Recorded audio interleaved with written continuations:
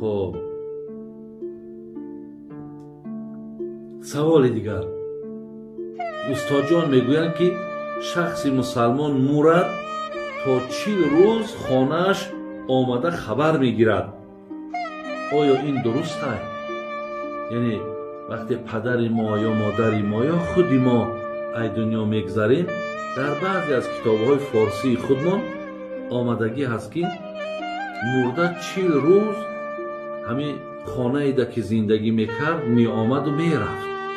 آمده میبینند مقصد حال اهل خانواده را با گشته میرود.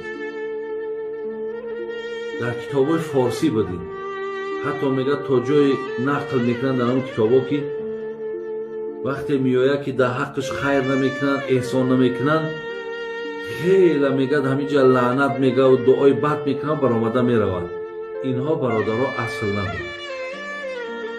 یعنی وای ایتا دیگه صاحب اختیار نیست که آمده خانه‌اش ببینه، فرزنداش ببینه و گشته رود. این دیگر این حقوق ندارد، این حق دیگر ندارد.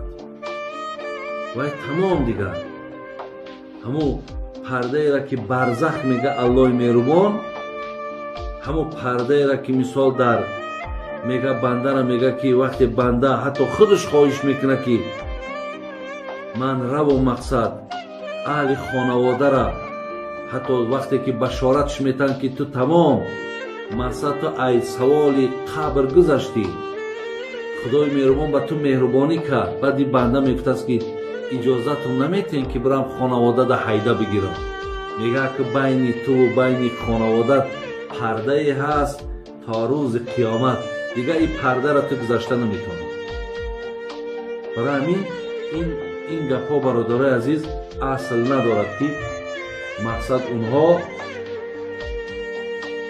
خانواده آمده احوال خانه را میبینن. حتی نسبت میتن گویا روز پنجشنبه می آمده است یا روز دوشنبه می آمده است. برای همین میگم این پنجشنبگی و دوشنبگی ها میگه اصلش همیه که اونها می آیند، لیکن اینها یگان اصل نداره برادر عزیز، یگان اصل ندارد.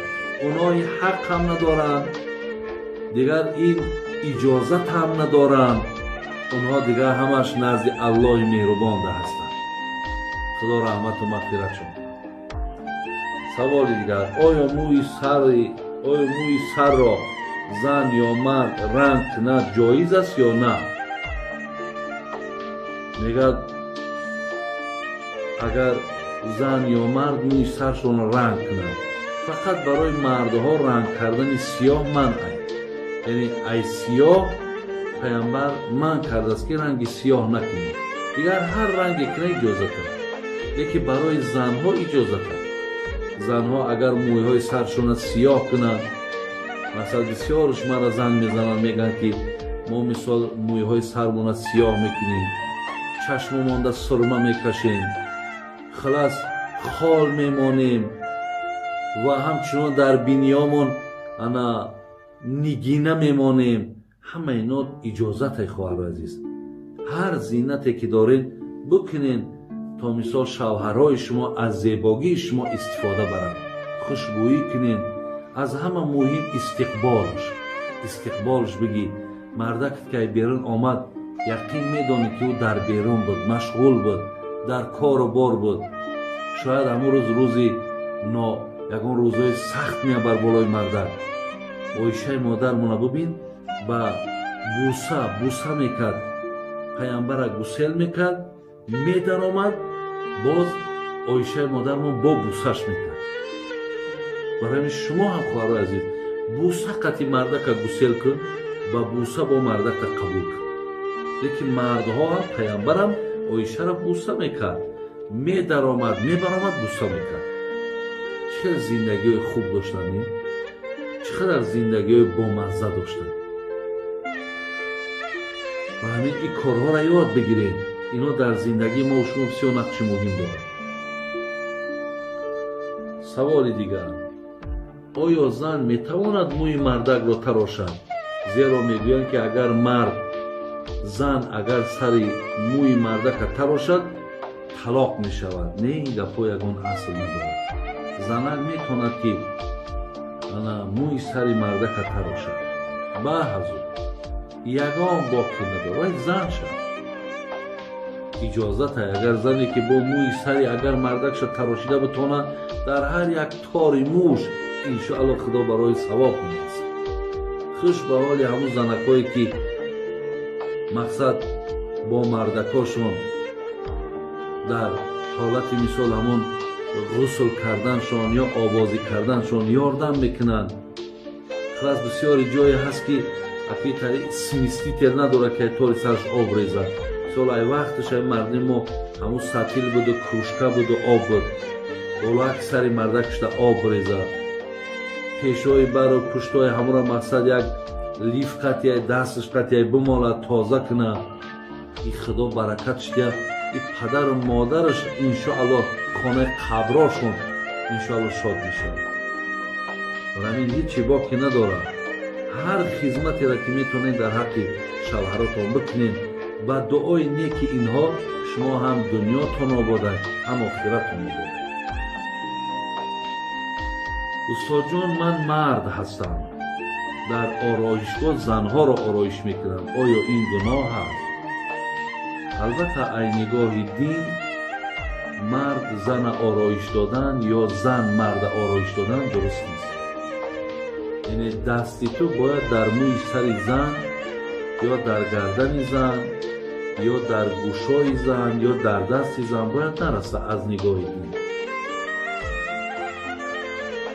барои ҳамин ин кор мақсад ҳинари ҳамон мӯйсартарошиву мисолами канаткаву ва дигар ҳинарҳоеро ки дорид дар мардҳо истифода бубар. зан бояд зана ороиш бита, мардак бояд мардака ороиш бита.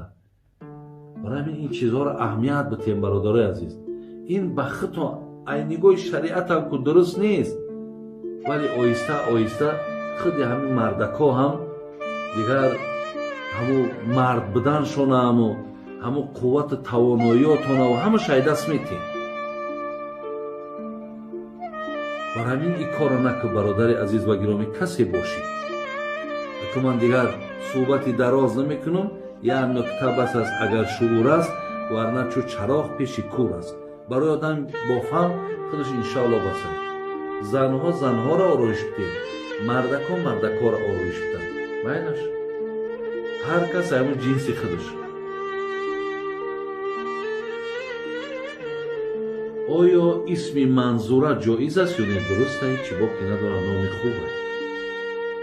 бобоҷон чӣ амалро бештар кунем ки имонамон мустаҳкам мешавад? аку барои мустаҳкам шудани имон бародарои азиз ҳар як фармудаеро ки аллоҳ гуфтааст аз чизе манъ кардааст ҳаракат кун ки мувофиқи ин фармудаи худованд зиндагӣ кун, имонат ҳамқа мустаҳкам мешавад.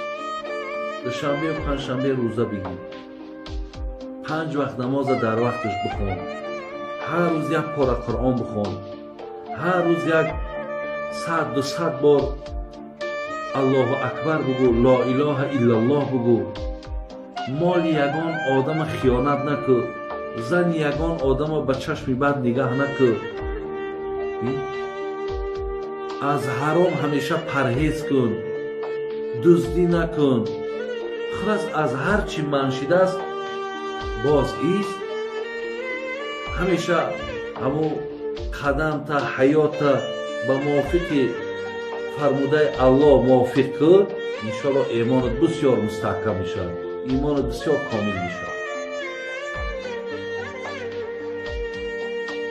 саволи дигар: паррандаро бо камон шикор кунӣ ва то пешаш равӣ ки мурда бошад, оё ҳалол аст ё ҳаром? яъне бародарои мо вақте шикор мекунанд мераванд пеши ҳамон парранда бошад ё ягон ҳайвон бошад ки аллакай мурдагиаст.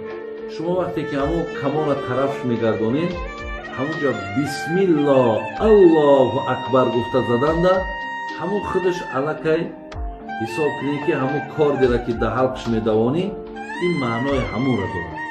вақте задем лекин ҳатман айдумаш бояд биред.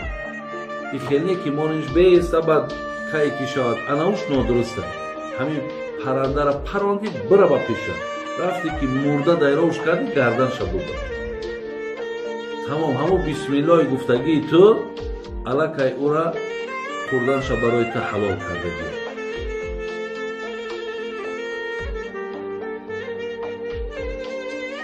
саволи дигар. мард гӯяд рав беталоқ шавҳар кун, ин талоқ ҳисоб мешавад ё на? агар мисол масъала дар хона ҷанҷол рафтесай, ҳама мардак мегӯяд ман қатъи ту зиндагӣ намекунам, занака мегӯяд майли зиндагӣ накунӣ, зиндагӣ накун, мега ина бира дигар шу кун. агар ҳамин масъалаи талоқ рафтесаю ҳамин калимара бигӯи бира шу кун ё ина ту дар ҷавоб ё сар додам, ҳаминҷа талоқи боин мешавад. то айсар никоҳ накунен, айсари нав бо ҳам духтарака маҳр натен, никоҳтон дуруст намешавад. барои ҳамин бисёр эҳтиёт кунед масъаларо ки ин масъала бисёр масъалаи ҷиддӣ аст. саволи дигар. бобои ҳоҷӣ солшумории мӯчал мегӯянд мисли мӯш, гов ва дигар ҳайвонот, ин дар ислом ҷоиз аст ё не? инҳо дар ислом нестанд бародари азиз. яъне мӯчалгардонӣ ҳаст, мӯчали говай, мӯчали ушхӯгай, мӯчали уш мисол бо дигар аст.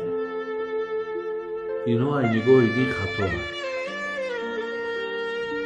инҳо мисол бигем яъне як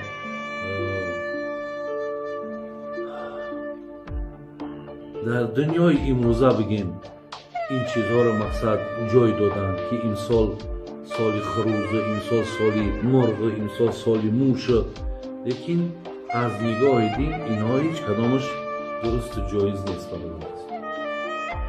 саволи дигар. баъди мисвок задан обашро фурӯ бурдан ҷоиз аст ё не? албатта дуруст аст. бояд шифо аст. вақте ки мисвока ки доим дар даҳантон мисвок истода барем, обшам ки хӯрдем, оби ӯ бо барои меъдатон, барои рӯдаҳотон ҳатто фоида дорад. оби ӯра дар даҳантон бигирен, решҳои дантонтонро ҳатто мустаҳкам мекунад, бӯи даҳанта дур мекунад. беҳтарин мешавад ки шумо аз мисвок агар истода баред. устод дар бораи каллаи пусидаи султон ҷамҷама мегуфтед. ин чизҳоро ман намедонам бародар азиз. ин гапҳо ҳама афсона аст. султон ҷамҷамаву ки дар бораи ҳамин каллаи пусидаву аки инҳоро ҳамин ягон одами бекор будааст, ҳаминро эҷод кардай барои ҳамин гӯшкунанда пайдо кунад гуфта хеле чизҳоро нависонданд. лекин хай агар одаме гӯшаш мекунад, қиссааки хуб аст. манам гӯшаш кардагиам, бисёр як таълимӣ аст. барои одами таълим бигирад, мисол умри дароз дидагиай, хай бисёр як қиссаи зебо ҳайдеки. вале ин яки ягон асли шаръӣ дошта бошаву ё ҳамин чиз дар таърих гузашта боша, рости ман намедонам, лекин гӯш кардам бисёр қиссаи хуб аст барои одами бигар ибрат бигирад. дар саҷда дуо бо забони тоҷикӣ ҷоиз аст? шумо дар саҷда вақте рафтед, мисол шумо вақте ки тасбеҳҳои саҷдаро мегӯед, баъди ҳамо ба дилтон дуо кунед, ҳеҷ боки надорад. ба дилтон агар тоҷикӣ ҳам ки мағфирати падару модартай, хоб омӯзиши гуноҳи худатай ва беҳбудии ҳаётатай чизе мегӯй, ба дилат бигӯ, ба дилат бигзарон. аллоҳ аз ҳамо дили там огаҳӣ дорад. устоҷон, оё дар қабристони рӯзҳо кор кардан ҷоиз аст? ҷоиз аст. шумо дар қабристон метонед ҳатто ҳамо қабрҳоро биканед бо маблағҳои муайяне ки ҳамҷо шартнома мекунед. метонед ки ҳамо қабристоно мисол агар биган ягон гулу гулкорӣ кунед, бикунедшон, ҳеҷи боки надорад, кораш ҳалол аст, дуруст аст. номи писарамро Матин гузоштаам. оё ин чӣ маъне дорад? Матин дар сураи Зориёт агар нигаҳ кунед, дар Қуръон чанд ҷо Матин мегзарад. این الله هو الرزاق ذو القوة المتین. متین یک چیز سخت، یک چیز مستحکم، یک چیز نیرومند. این همین آیت هم این الله هو الرزاق ذو القوة المتین. خداوند رزاق ما هست، یعنی کفیل رزق ما هست. و الله ذو القوة المتین، بسیار توانایی دارد، بسیار مستحکم است. برای این متین به معنای مستحکم، سخت، نیرومند میاد. یعنی نامی خوبه، هیچی باکی نداره. درسته؟ خب در حاجت خانه نخواستم که اسم الله را گویی، چی می شود؟ در حاجت خانه ناخواست اسم الله را گویی چی می شود؟ اگه هر چیزی که نافهمیده باشد انشاءالله خدای مهربان عفو میکند. یعنی در داخل حاجت خانه ما حق نام خدا و پیغمبر را گرفتن نداریم. برای همین یک مبادای از دهن بعضی آدم‌ها دهنشون آموخته شدگیه، بسیار نام الله را که میگیرن ذکر میکنن، اما در آمدن در یکی اگر نام الله را گرفتی، این از روی سهو خطا که باشد هیچی باکی نداره، انشاءالله گناهگار نمیشی. استاد جان میگن زنهایی که اعضا دارند تا 40 روز به معرکه خرسندی رفتنشون درست نیست، این حقیقت دارد یا نه؟ نه، زنها باید که از 3 روز زیاد دیگر اعضاداری ندارند. یعنی بعد 3 روز این خواهرای ما میتونن که همون اسمه هاشون و زیباگی هاشون با استفاده برند. و مقصد به معنای که اعضاداریشون تا 40 روز نه. اگر شوهر کرده نشیدن، شوهرها اگر گذشته باشند 4 ماه و 10 روز همون عده شونه، عده موت میگیم، همون مرده که گذشت 4 ماه و 10 روز نگه میکنیم، بعد از آن مقصد شوهر میکنن. ولی بعد 3 روز دیگر شما مقصد هیچگاه اعضاداری هاتون دیگر دوام نتید. انشاءالله شکرگزاری کنید، قضای الهی به دست در حق شوهراتون دارد. زن به شوهرش نمازخوانی را آموزاند، درست است، چون که طرز خواندن مردها دیگر است. یعنی اگر زنی که مثال شوهرش اگر به شرطی که نمازخوانی را نشان دهد یا اینکه قرآن خوانی را نشان بدهد، بهترین زن ای خداوند پدر و مادرش رحمت کنه. لیکن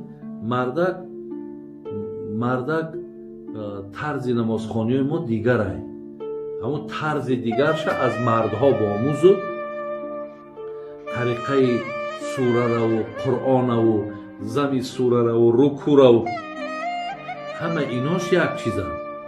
ولی وقتی مثال سجده مردک ای زنک فرق میکنه، نشستن زنک ای مردک فرق میکنه، در نیت کردن زنها مثال دستاشون رو برابر کتفاشون میگیرن، مردک ها برابر گوشا میگیرین. برای اینها را از مردها آموزین، دیگر شاید نماز ای زنکاتون هم که آموزین بهترینه. خدا رحمت کنه پدر و مادرشون.